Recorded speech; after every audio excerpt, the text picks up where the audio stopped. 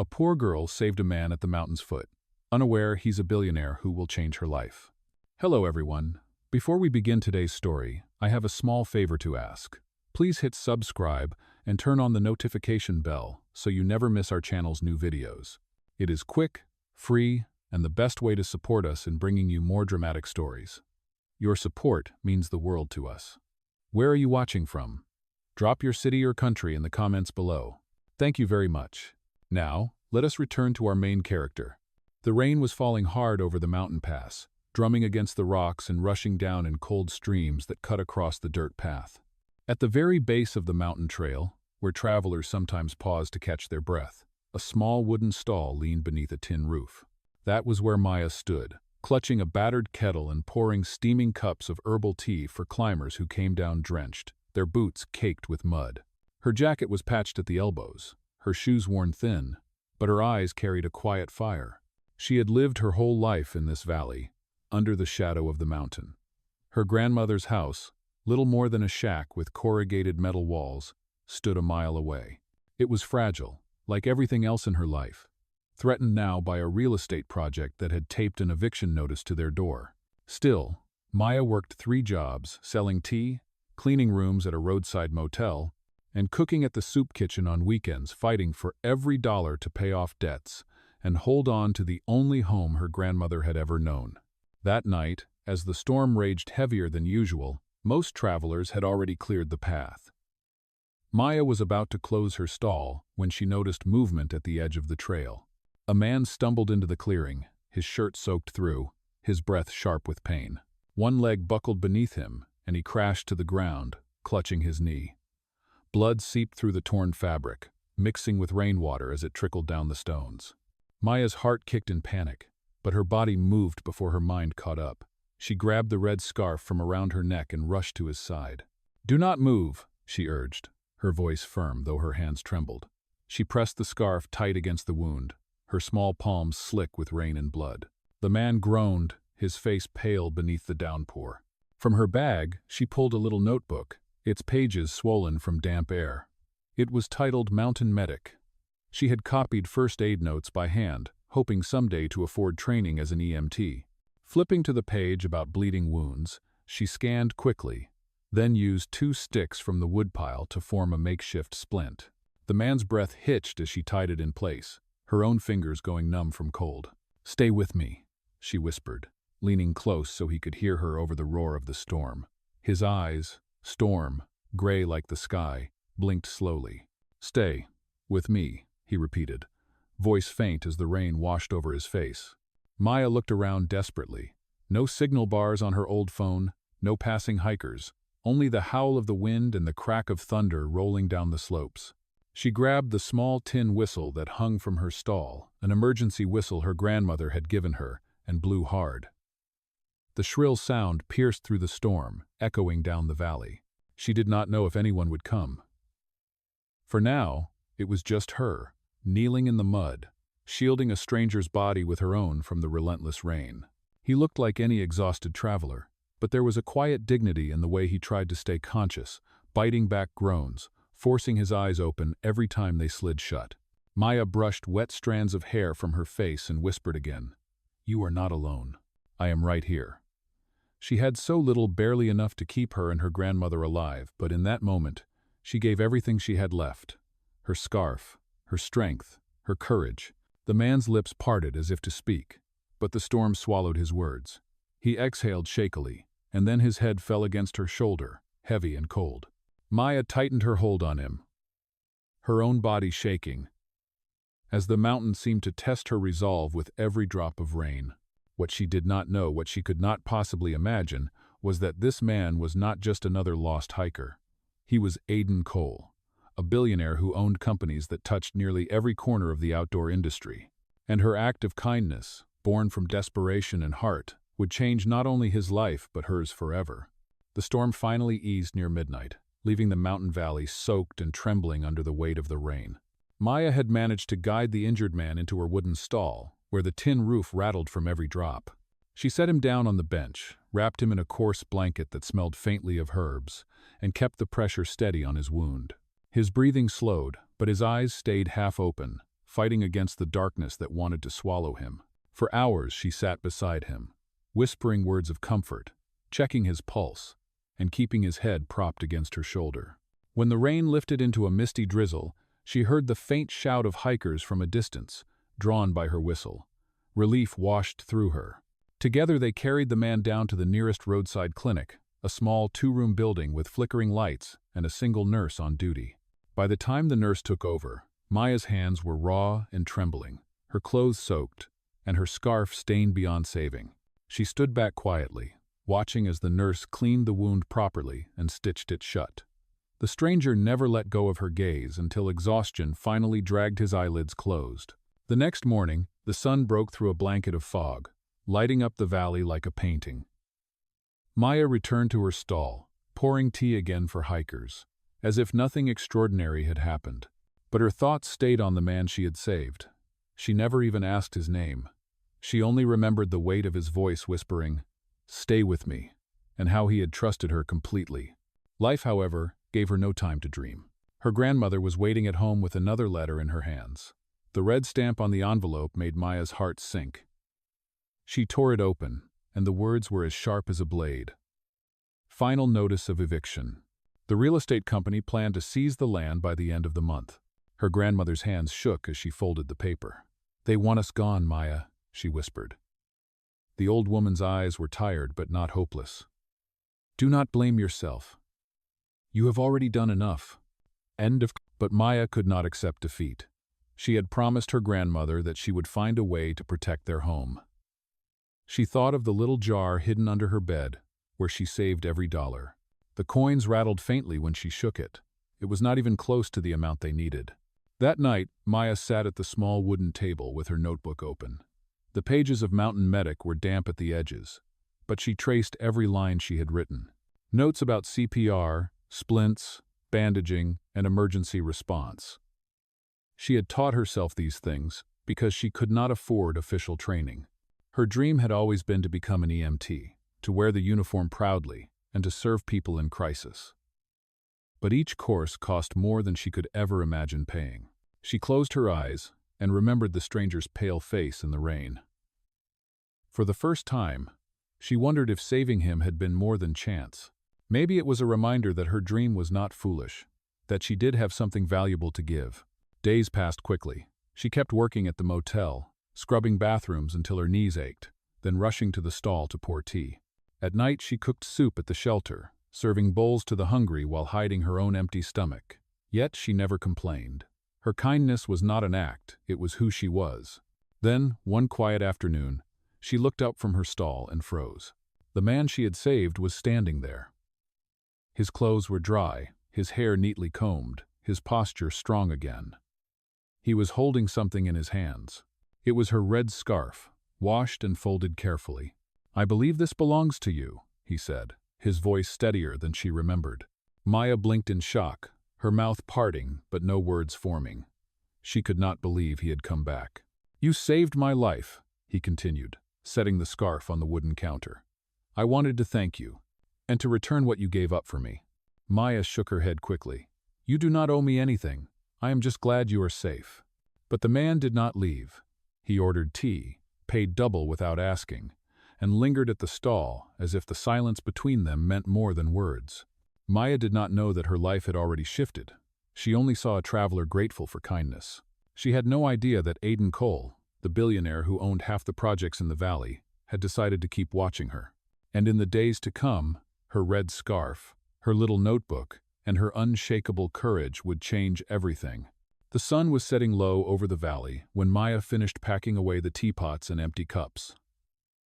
The day had been long, her hands aching from scrubbing and pouring, but her thoughts were not on the work. They circled endlessly around the man who had returned her scarf. His presence still lingered like the echo of thunder after a storm. That night, back at the shack, Maya folded the scarf carefully and placed it at the bottom of her drawer. It was no longer just a piece of cloth. It had become a reminder, proof that her courage had mattered. She touched the notebook lying beside it, Mountain Medic, and whispered to herself, "One day, I will make this real." But dreams had to bow to reality. The eviction notice sat heavy on the table, Each day brought her closer to losing the land her grandmother had cared for all her life. Maya could only push forward, counting every coin, measuring every drop of hope like water in a cracked jug. A week later, as she was closing her stall early to run to her motel shift, she saw him again. The stranger Aiden stood beneath the awning, shielding himself from a sudden burst of rain. He looked different this time. His posture straighter, his clothes pressed, a quiet confidence in his movements. Yet he carried the same humility in his eyes. "You are working late again," he said softly. Maya offered a tired smile. "Work never waits. Bills never wait. I should be going." But Aiden did not step aside. Instead, he gestured to the empty bench under the awning. "Will you sit with me for a moment?" She hesitated. Something in his tone felt steady, almost commanding, yet gentle at the same time. Against her better judgment, Saturday, for the first time, they truly spoke. Aiden asked about her life in the valley, her grandmother, her work. Maya did not hide the truth. She told him about the motel, about the soup kitchen, about the dream of studying medicine she could not afford. She spoke of the eviction notice, the fear of losing everything. Her words poured out like rainwater finally finding a stream. Aiden listened without interruption. His gaze never wavered, his hands folded loosely in his lap. When she finished, silence fell between them, broken only by the hiss of rain on the tin roof. "You have carried more than most people could," he said finally. "And you keep giving, even when you have nothing left. That says more about you than any diploma ever could." Maya flushed, unused to such kindness. "I do not need praise. I just need to survive." "Sometimes," he said quietly, "survival deserves honor." Those words sank deep, though she did not understand why they mattered so much coming from him. She gathered her things quickly and left. But that night, as she lay on her thin mattress beside her grandmother, she found herself replaying his voice again and again. Days turned into a rhythm. He appeared at her stall more often, sometimes buying tea, sometimes simply standing nearby. He never asked for more than she was willing to give, but his presence became a constant, like the mountain itself. One afternoon, when business was slow, Maya pulled out her notebook and began scribbling ideas. She wanted to create a small first aid guide for hikers, simple steps that could save lives before help arrived. When she looked up, Aiden was watching her from across the stall. "What is that?" he asked. "A notebook," she answered quickly, closing it halfway. "About medicine?" Her fingers tightened around the pages. "It is nothing. Just something I do to remind myself of what I hope for." Aiden leaned closer, his expression unreadable. "Do not call it nothing. That book might save more lives than you know." She turned away, embarrassed, but his words left a mark. Later, she tucked the notebook under her pillow, as if his faith had turned it into something precious. Still, reality pressed harder. The landlord at the motel warned her about missed payments. Her grandmother's health grew weaker under the stress. The eviction deadline loomed like a shadow she could not escape. And yet, amidst the struggle, Maya now carried 3 small tokens that gave her strength. The red scarf, proof that her sacrifice had meaning. The tin whistle, which had summoned help through the storm. And the notebook, where every scribbled word carried the weight of her dream. She did not know it yet, but each of these simple objects would soon become part of a story much larger than her own.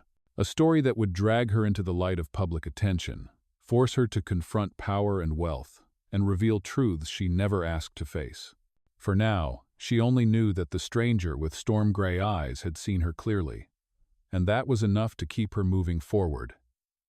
Even as the mountain of troubles grew higher every day, the valley awoke one morning to an unusual commotion. Flyers had been posted at every shop and trailhead, announcing a public meeting at the town hall.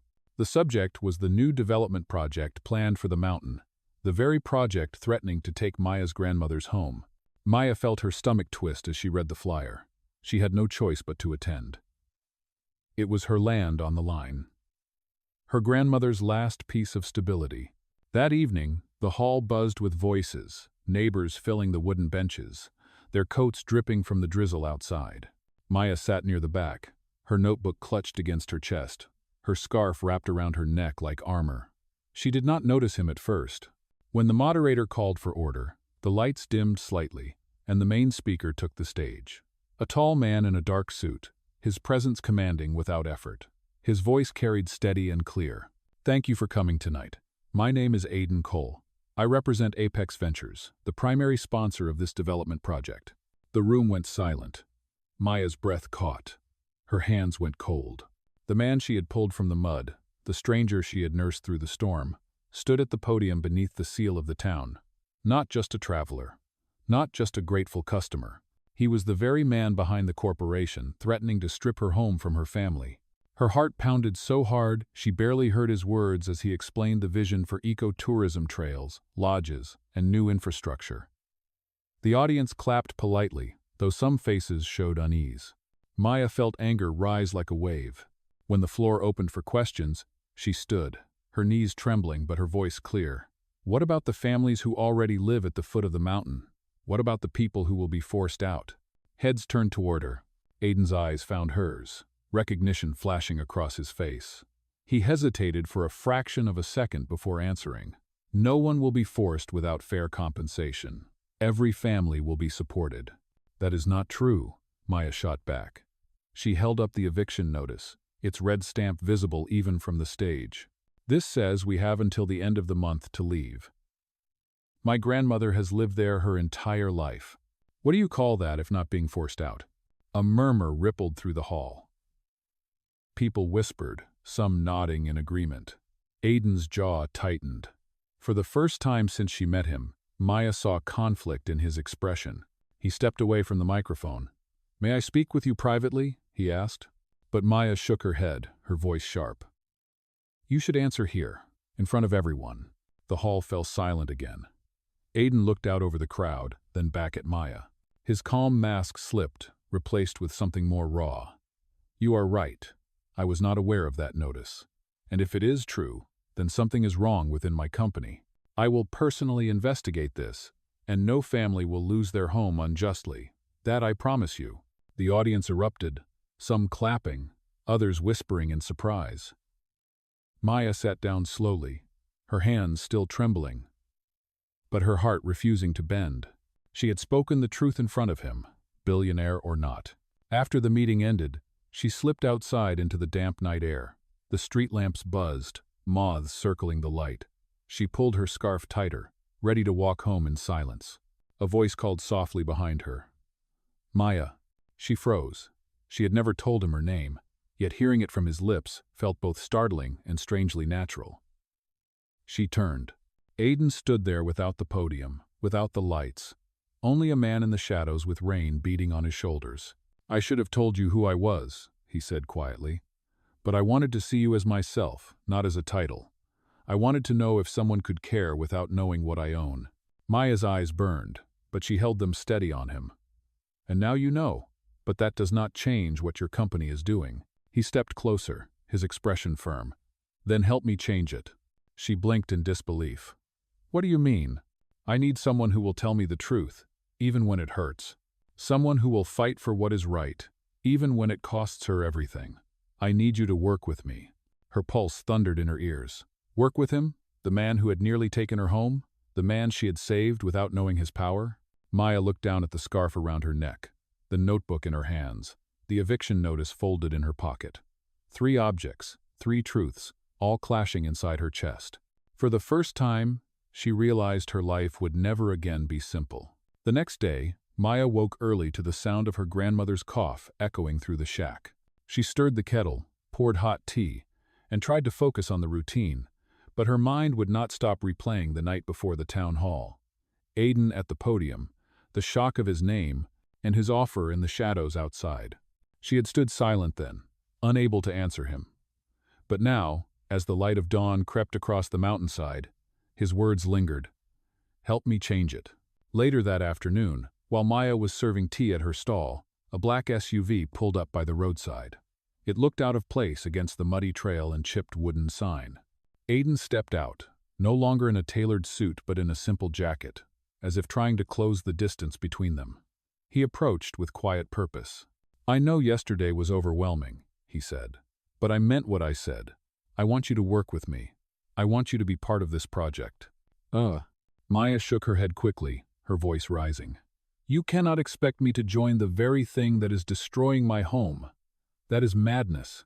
Aiden did not flinch. He set a folder on the wooden counter of her stall. Inside were papers, drafts, plans, maps of the valley. Then help me fix it, he said firmly. This project does not have to take homes. It can preserve them. It can protect people while still creating opportunity. But I cannot see everything from my office. I need someone here. Someone who knows what is real. Someone who will not lie to me. Maya stared at the folder but did not touch it. Why me? She asked bitterly. I am no one. I am a girl selling tea to hikers. I do not have a degree or a title. You have something more valuable, Aiden answered. His gaze was steady, his voice low. You have integrity. You have lived what others only read about. And when you speak, people listen. That is what I need.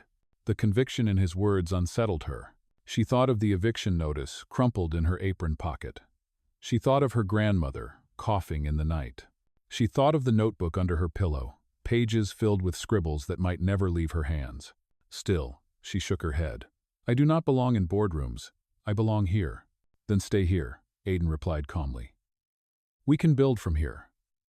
Not every advisor wears a suit. Not every leader sits behind a desk. Sometimes the best voice comes from the ground. Maya turned away, gripping the counter for strength. She wanted to believe him, but could she? That evening, she carried the folder home. Her grandmother sat by the fire, glasses perched on her nose as she tried to read through the documents. He is offering you a chance, Maya, she said gently.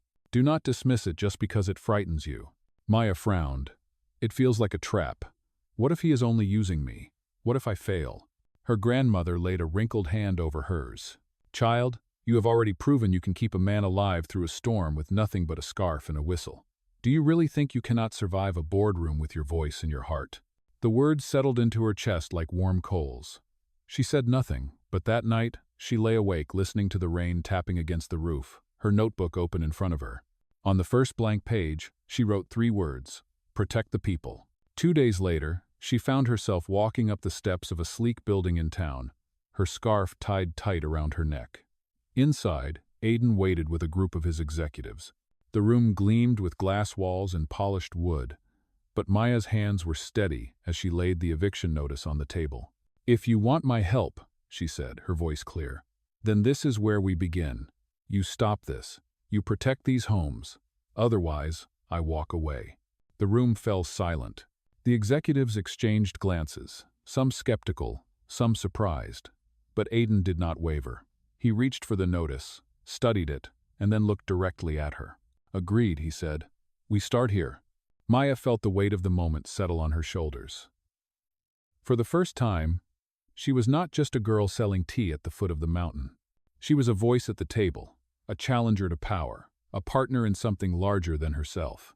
She did not know where this fragile alliance would lead. But as she left the building that day, scarf around her neck, notebook pressed against her chest, she felt a spark of something she had nearly forgotten: hope. At first, Maya believed that agreeing to stand beside Aiden might bring immediate change. But the days that followed proved more complicated than she could have imagined. Word spread quickly that a poor tea seller from the mountain was now advising the billionaire behind the project. The local paper ran headlines with her name. Some praised her bravery, but others whispered that she had been bought. At the soup kitchen where she volunteered, an older woman shook her head as Maya poured soup into a bowl. Careful, child. Men with money do not give without taking something in return. Maya's cheeks burned, but she kept serving. Later, walking home through the rain, she heard 2 men mutter as she passed. Probably just a face for his publicity. A pretty pawn to soften the blow. Each word lodged like a stone in her chest. She had joined this fight to protect her home, not to be mocked as someone's puppet. Inside Apex Ventures, the reception was no kinder. At her first official meeting, executives eyed her with polite disdain.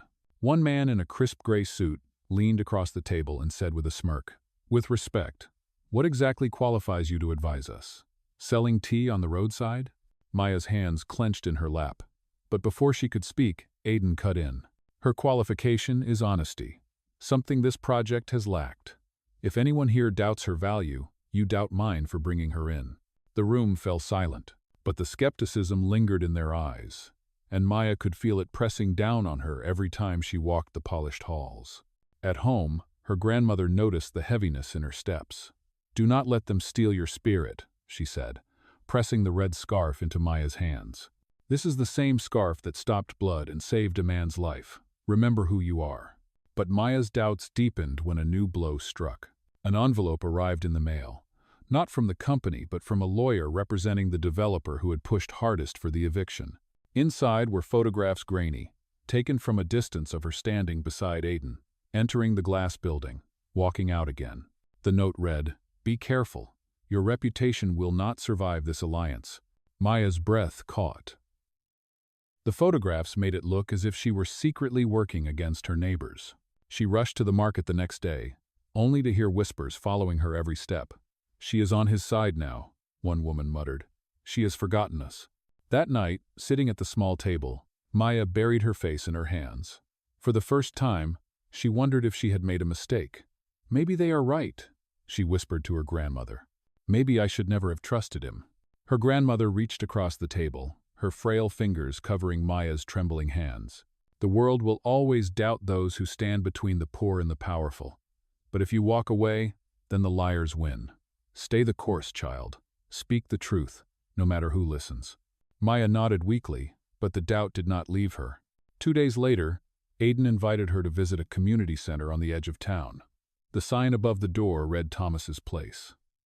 Inside, volunteers bustled about, preparing food and setting up tables. Veterans, widows, and struggling families gathered there, finding shelter and comfort. "This is where I learned the value of service," Aiden said quietly, leading her through the crowded room. "Before the wealth, before the companies, I came here with nothing. They gave me food, hope, and direction. I want our project to reflect this spirit. Not destruction. Not displacement. Renewal." Maya listened, her arms folded tightly across her chest.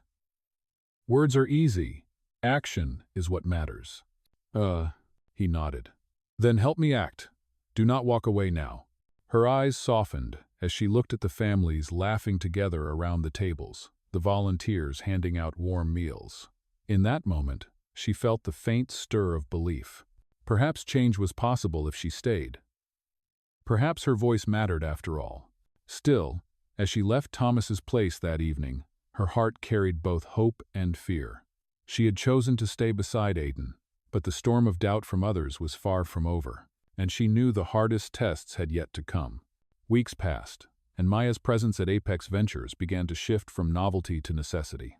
She sat through long meetings, pointing out details the executives ignored: unsafe trail designs, water usage that would damage farmland, and relocation plans that offered no dignity.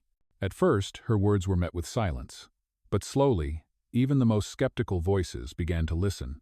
Aiden backed her at every turn.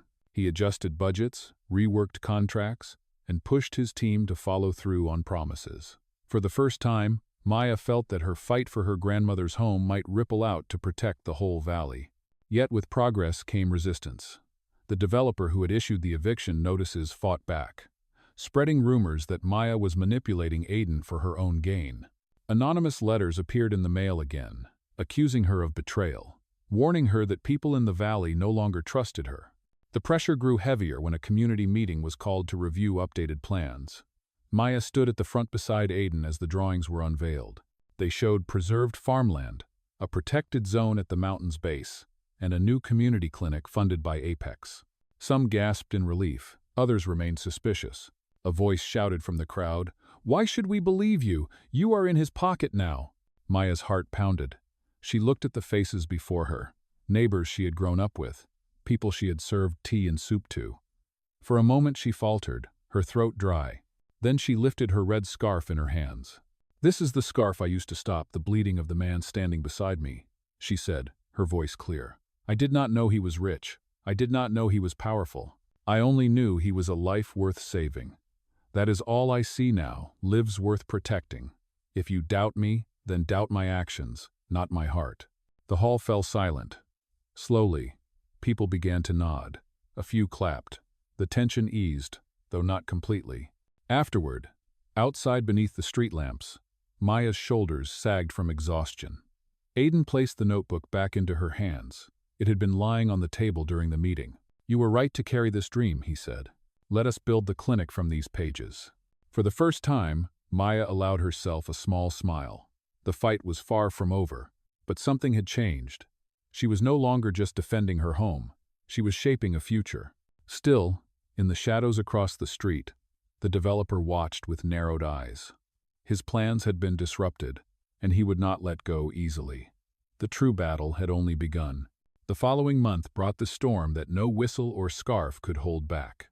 The developer who had pushed hardest for eviction launched his counterattack. Articles filled the local paper claiming Maya was only a pawn, that her stall had been quietly funded by Aiden to stage a sympathy story. Fake documents circulated online, showing her as a paid consultant, long before the stormy night they first met. At first, Maya tried to ignore the lies, but when she walked through the market, neighbors turned away. Some refused her tea, muttering, "She sold us for a place at his table." The weight of betrayal cut deeper than any storm. Aiden saw her crumbling. "Do not let them win," he told her firmly. "The truth will stand." But Maya shook her head. "Truth without proof is nothing. I cannot fight shadows." That was when Aiden made his choice. He called for a public forum, one larger than any before, held in the town square beneath the wide branches of the old oak tree. On the day of the event, hundreds gathered, their faces tense, their voices sharp with doubt. When the accusations were raised again, Aiden stepped forward. He held up a folder filled with contracts, financial records, and legal letters. His voice rang across the crowd. "These are the real documents. They show how my former partner pushed illegal evictions, forged notices, and sought to profit at the expense of this valley's families." Gasps rippled through the audience. He held up another paper. "And this is the original eviction order against Maya's home, stamped and signed by a corrupted official. She was never my pawn. She was their target." The developer's face drained of color as uniformed officers stepped through the crowd. The evidence had already been delivered to the district attorney, and now the arrest was made in front of everyone. Maya stood frozen as the murmurs rose into shouts of anger. Anger not at her, but at the man who had tried to destroy them. Then applause began, scattered at first, then swelling into a roar. Aiden turned to her, his voice low but steady. "You gave me the courage to face this. You reminded me that wealth without honor is nothing." Tears stung her eyes, but she did not hide them. She pulled the red scarf from her neck, holding it high for all to see. "This scarf saved a life. It reminded me that kindness is stronger than power. Today, it proves that truth is stronger than lies." The crowd cheered again, louder than before. Children waved, families clapped, and neighbors who had doubted her now reached out to touch her hand. In that moment, Maya realized the battle was not only about saving her home, it was about restoring dignity to her people. And though the path ahead was still uncertain, one truth was clear. She was no longer fighting alone. A year later, the valley looked different. Where the eviction notice had once threatened despair, a new building stood at the mountain's foot. Its sign read, "Foot of the Mountain Community Clinic." Inside, volunteers bustled, treating hikers with sprains, families with coughs, and elders with weary bones. And at the heart of it all was Maya, her red scarf framed behind glass on the wall, her notebook transformed into the clinic's first training manual. Her grandmother sat on a wooden bench at the entrance, a smile warming her face as neighbors stopped to thank her. The land was safe. The home still stood. The future had found roots. On the evening of the grand opening, lanterns lit the trail, their glow stretching toward the valley. Aiden stood at Maya's side, no longer just a billionaire, but a man who had chosen service over status. In his hand, he held a small box. When the crowd quieted, he opened it to reveal a simple ring, its band woven from polished mountain wood, set with a clear quartz stone he had found near her stall. His voice was steady, but his eyes carried the weight of every storm they had survived together. "You taught me that true leadership is not measured in titles but in action. You gave me hope when I had nothing but pain. Will you lead with me, not just here, but for life?" Tears welled in Maya's eyes. She thought of the storm, of the scarf, of the whistle, of the notebook, of the nights she had doubted herself.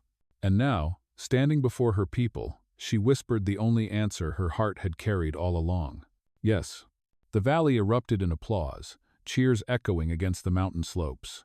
The scarf gleamed in its frame, the whistle hung by the clinic door, and the notebook rested on a shelf, ready for the next pair of hands to turn its pages. Maya and Aiden had faced storms, lies, and shadows. But in the end, love and justice had taken root. And like the mountain itself, their bond would endure unshakable, unbroken, forever.